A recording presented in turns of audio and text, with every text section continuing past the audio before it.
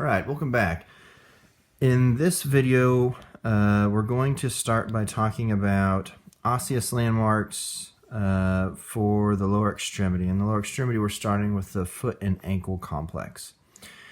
So what we're going to do is we're going to start along this medial aspect of that foot and ankle complex, and we're going to work and identify some osseous landmarks distally, and then we'll work proximal and we'll work around the foot kind of in that manner.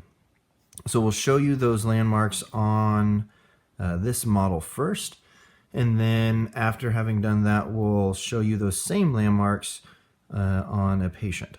So when we start, we're going to start with this first metatarsalphalangeal joint. So we use some K-State purple here, and we'll outline that first metatarsalphalangeal joint. It's really important as I'm going through and I'm outlining this joint. This joint's an extremely important joint. It's a joint that you're going to be working with in a clinical environment due to hallux valgus presentations. And so it's very important to us to know the borders of this joint. We should be able to go through and palpate all of the borders of this first metatarsalphalangeal joint. The reason being is that if we are able to identify the early stages of a hallux valgus presentation, as a chiropractor, we can have an impact on that. So in order to be able to identify those first stages, we got to get really familiar with how that joint should feel. And so that's why this joint makes the list as an osseous landmark for us. I want you to get familiar with it, okay? Next, as we start moving more proximally, we're going to go along this first metatarsal here. We'll hit our first cuneiform, but then we land on this here. So this is the navicular, and I am coloring in this navicular tuberosity. Another really, really important landmark for us, and easily identified landmark for us, and something that is easy for us to kind of just land on with our hand as we're going through that palpation, identify that bone, and then use that bone to either fall more distally or proximally, depending on what we're trying to accomplish with our palpation. But this is an excellent landmark for us, as well as being an attachment point for a really important ligament that we'll talk about here in just a second. So as we continue our movement proximally here, we're going to come down here, and this is actually a projection of that calcaneus. This is the sustentaculum tali. And aside from being a fun word to say, it is an awesome attachment point for that spring ligament. So the spring ligament's going to attach here, and then it's going to attach here. And that takes this the head of the talus here, and it kind of cradles it. And so it cradles that head of the talus and allows for a significant amount of weight bearing when we're standing. So keep in mind, we're along the medial aspect of the foot, and being along the medial aspect of the foot, we've got this really high arch here, this medial longitudinal arch that helps us out, that helps spread that weight out, that helps spread some of the shock out from running, from walking, from jumping, etc. And a big component of that is this spring ligament here. And so any sort of a compromise in that spring ligament is going to lead to a navicular drop, and is going to lead to a medial longitudinal arch drop. And so that's why that's important. These landmarks are important to us because of that. Okay. Next, we'll move up here, and we're going to land on this. This is the medial malleolus.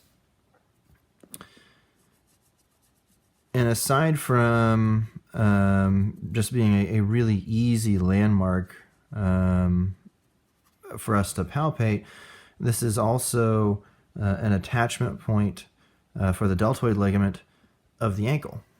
And so the deltoid ligament is this great big triangular ligament. It's actually a complex. It's a complex of multiple ligaments. We'll talk about that a little bit more in depth in lecture, but right now I just want you to know that this attachment point is for that deltoid ligament, and what we can do is we can take our patient's foot up, palpate over where that deltoid ligament is, and then we would evert the foot.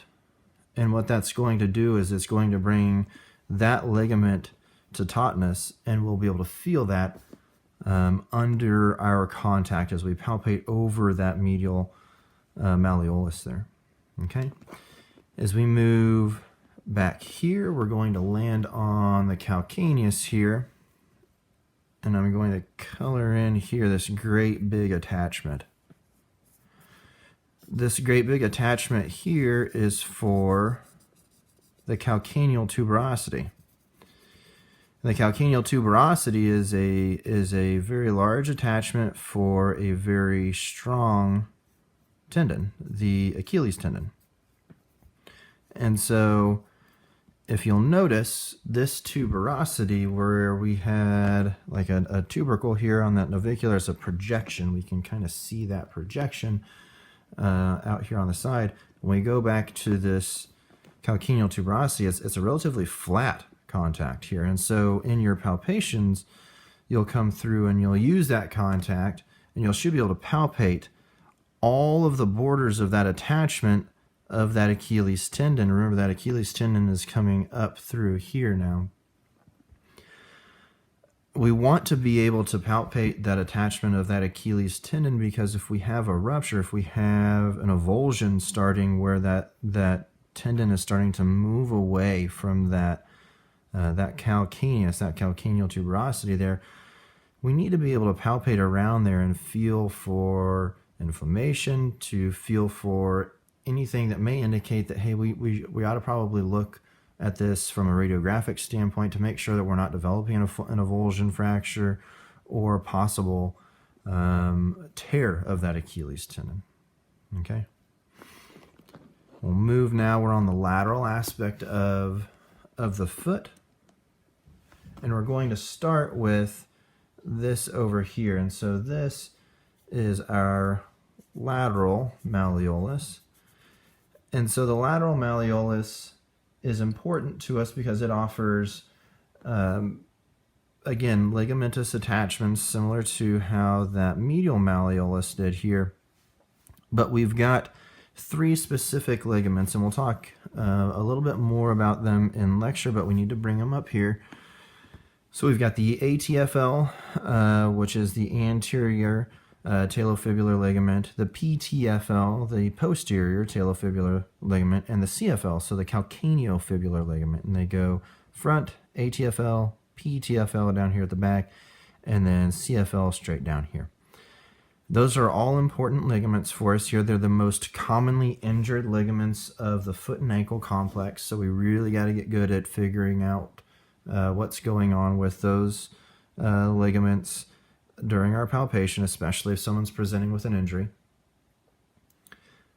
And so having a good ability to palpate through those ligaments is going to be very, very important to us. So again, we would challenge, place our contact over that lateral malleolus, and then challenge into inversion and a little bit of plantar flexion for some of these to really make those ligaments pop. Okay. Next is the Peronealtubercle, which is this guy here. This is usually a pretty tender spot during palpation, so we'll want to use some soft hands as we come through here. We have those peroneal tendons that are coming down through here, and they help with eversion of the foot, but they wrap around this peroneal tubercle here and kind of run this way. So they kind of run down through here. It acts almost like a pulley for those tendons. So we need to be aware of that. We need to know that those live in that area. They can be an area where inflammation exists. Those tendons can be. So knowing that those tendons are in this area, knowing that we've got those tendons coursing around this tubercle is important to us as we go through and do our palpations in that area.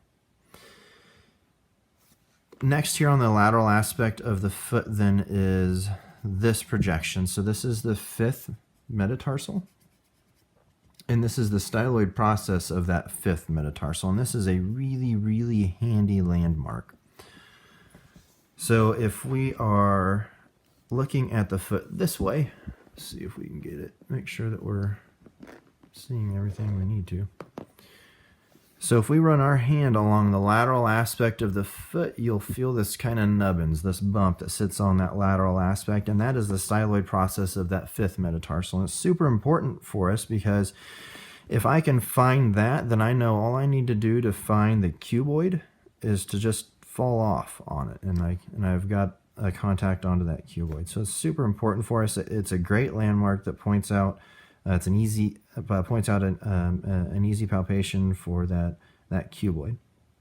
And the last thing we need to talk about here is this joint here. So this is the tibio-talar joint. And so I bring this to your attention here because I want you to know the boundaries of this joint. So here is that distal tibia, and then here is that talus.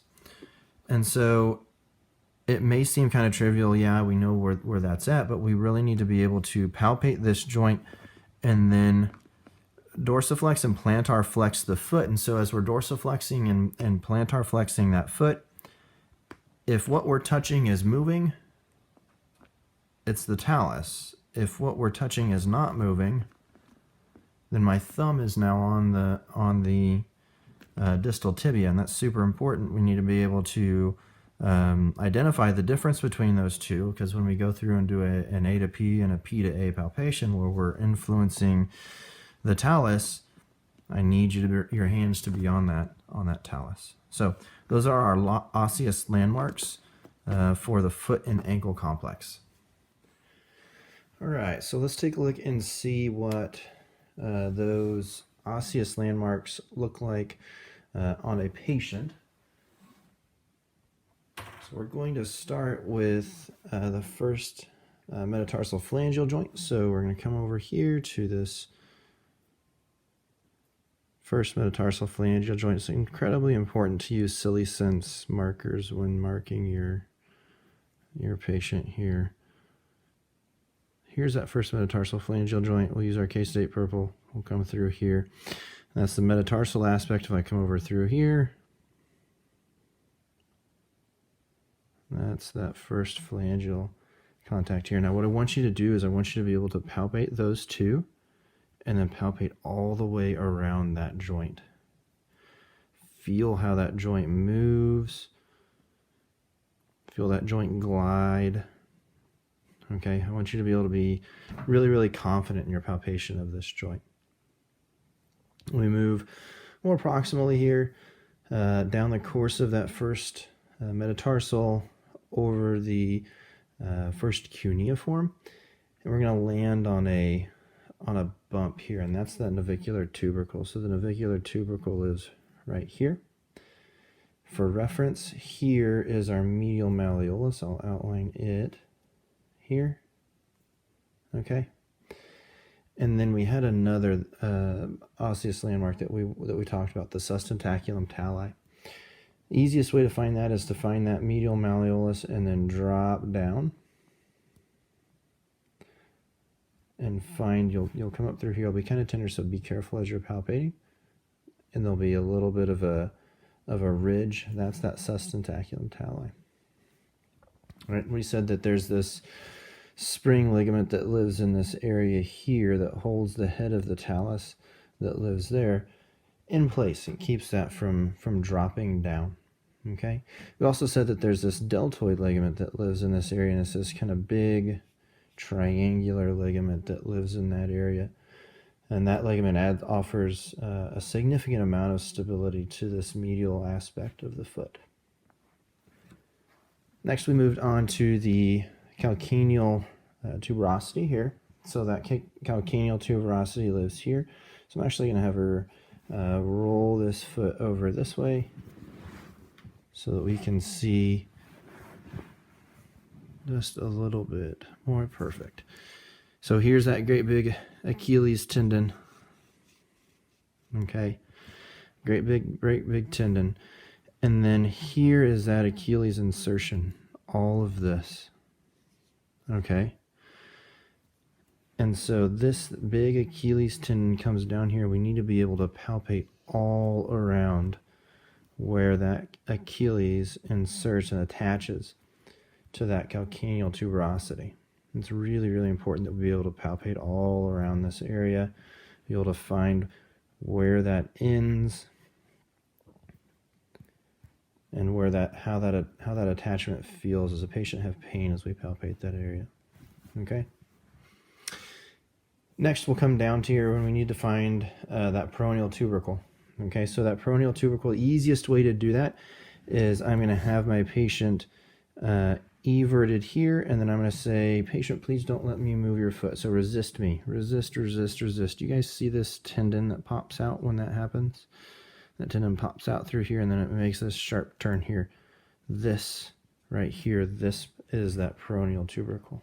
Okay, we have those peroneal tendons that come down through here, and they make a turn right at that tubercle here. So it's really easy for us if we do use some resisted eversion of the foot to make those tendons pop, and then we can palpate that area. Okay, this here then is the lateral malleolus. And we said that there were some tendons that ligaments that live in this area. They have the ATFL, the PTFL, and the CFL. Right, so here is the point of that lateral malleolus. We've got a ligament that comes straight down. That's that CFL. We've got one that moves to the anterior and one that moves to the posterior. And so it's kind of a rudimentary drawing of how those would look here on that foot. But we do have those ligaments that live in those areas. An easy way to test those, we said, was to do a little bit of inversion of the foot. So if we invert the foot while palpating over those, we should feel those ligaments come to prominence. Okay. Last thing I wanted you guys to, or second to last, I guess, thing I wanted you guys to find was the styloid process of the fifth metatarsal. If we take our fingers and we move them, we start down at the toe and we move proximal, we'll get this ridge. And so that ridge here is that styloid process of the fifth metatarsal. We can use that and fall in and find the cuboid really, really easy. So using this landmark, I can find some of the tarsal bones pretty easily. Okay. Last thing then I want you guys to be able to identify on your patient is that tibio-talar joint. So that tibio-talar joint lives here. And we said that we could use plantar flexion and dorsiflexion to help us out. If I'm palpating over the top and I'm using plantar flexion and dorsiflexion and my index finger is moving with that plantar flexion and with that dorsiflexion, I know that I am on the talus. If I'm here and I don't feel any motion, or even here and I don't feel any motion, I'm on the distal tibia. So it is important for us that we be able to palpate this joint really specifically. We need to be able to do A to P and P to A palpations of that joint, and to do that we have to be able to say with definite certainty that we are on the talus and not on the tibia. So those are the osseous landmarks of the foot and ankle complex that I want you guys to know.